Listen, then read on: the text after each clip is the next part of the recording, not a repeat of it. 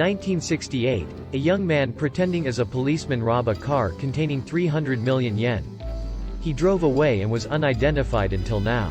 The 300 million yen robbery, also known as the 300 million yen affair or incident, was the single largest heist in Japanese history.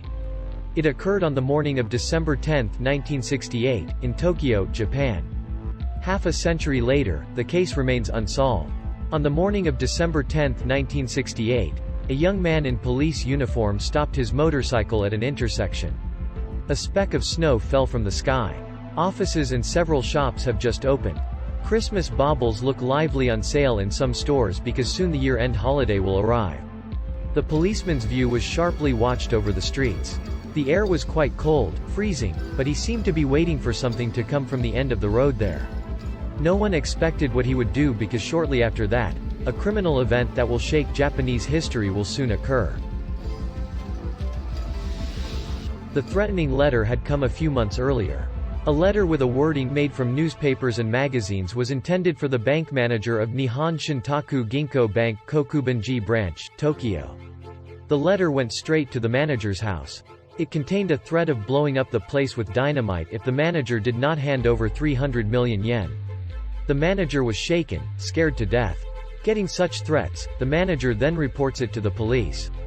Police responded to the report by routinely came to supervise and guard at the bank manager's house. However, because they felt that the threat came from the person closest to the manager, the police advised him not to tell anyone about the threat and usually keep his works. But it seems the manager couldn't hide his fears, so the scary letter story ended up spreading among the bank's employees as well. That morning on December 10, 1968, the bank's employees packed a banknote for 294,307,500 yen, or about 817,520 United States dollars. 4 employees were then assigned to deliver it. That kind of money was a year-end bonus for Toshiba's 523 Fuchu plant employees. They carried the cash put in metal boxes into the back trunk of the company car. Companies in Japan at the time generally gave their employees bonuses twice a year, namely in the summer around June or July and another in the year-end winter.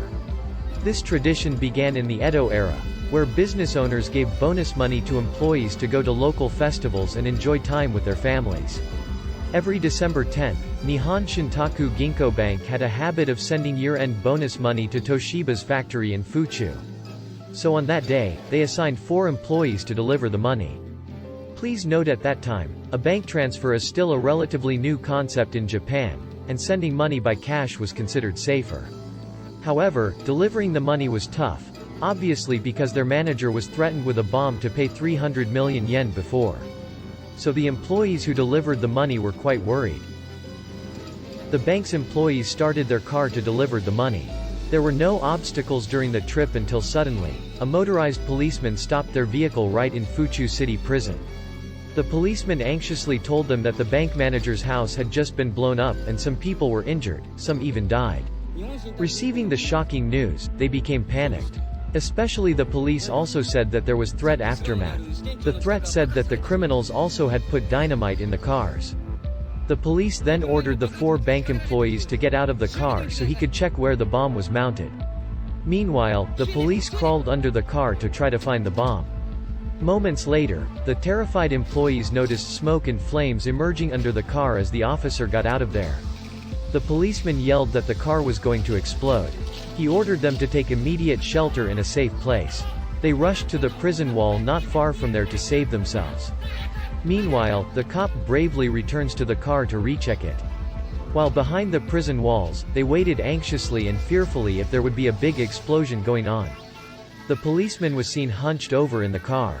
Shortly afterward, the vehicle's engine started up. The bank employees waiting behind the wall finally decided to take a peek and see what happened. Did the police manage to defuse the bomb? But what they found was the fact that the 4-wheeled vehicle had vanished. The car's gone. They don't understand what's going on. In a state of confusion, they then decided to contact the bank. When the phone was picked up, they found out that the bank manager was fine and there was absolutely no explosion in his house. They eventually realized they had been fooled by a young man dressed as a police officer. His crimes went smoothly. It seems that the clever robbery plan had been designed for months and executed very neatly. Alone, the robber disguised as a policeman managed to trick the bank officer and took away all the money. Interestingly, the serial numbers of the money were all undocumented. After the robbery happened, the bank people understood that the bomb threat letter addressed to their manager was part of the robber's plan that he had prepared carefully. Unlike most bank robbers who raid banks in groups, wear face coverings, and point their guns while asking bank officials to put cash in large bags and then rush to escape, this robber waits patiently, waits for the right moment, then executes his plan. "He looked like a cop," said A.G. Nakada, the driver of the car. "When we arrived on the street near the prison, he told us to stop. He said he got instructions from the Kogane police. We were really surprised when he said some explosives were already installed in the car. Carrying a flashlight, he told us to get out of the car," Nakada said. "He bent down for a moment on the floor of the car. We thought he was looking for dynamite. Then suddenly jumped behind the wheel and drove away.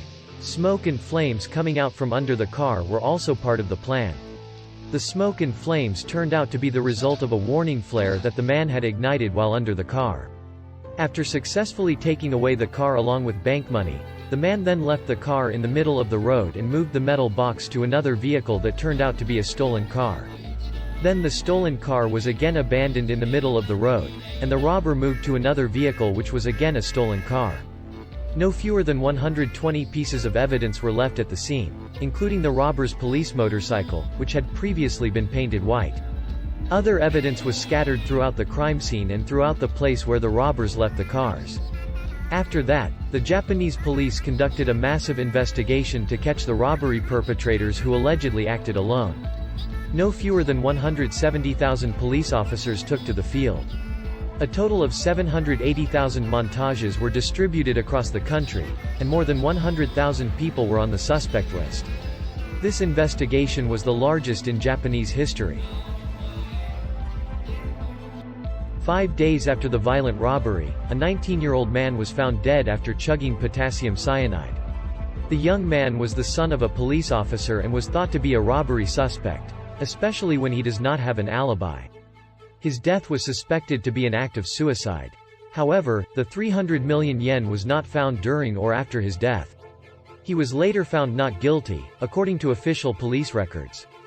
A year later, on December 12, 1969, a 26-year-old man was arrested on charges of robbery of 300 million yen. But the man had an alibi. When the robbery happened, he was undergoing a proctored examination. The arrests were long-winded. The arresting police officer, Mitsuo Muto, was later charged with abuse of power by arresting on false grounds. The search for the suspect continues. 7 years later, on November 15, 1975, a man was suspected of robbery. The reason was that he had large sums of money and was suspected of having committed a robbery in 1968. When the incident happened, he was 18 years old. Police asked several times to explain a large sum of money he had, but the man did not provide a satisfactory explanation. But on the other hand, the police were also unable to prove that the money came from a robbery. The 7-year police investigation does not appear to have come to fruition. In December 1975, the criminal statute of limitations was passed without an arrest. That means that year, the 7-year statute of limitations for filing charges will expire, meaning the actual criminal had escaped without penalty. Since 1988, or 20 years after the incident, the robber had also been released from civil liability, meaning he can confess the crime without fear of the law. But no one admits it. Thank you for watching. If this is your first time watching our video and would like to watch more video like this, don't forget subscribe to our channel. Tap the notification bell so you can stay updated with our latest videos.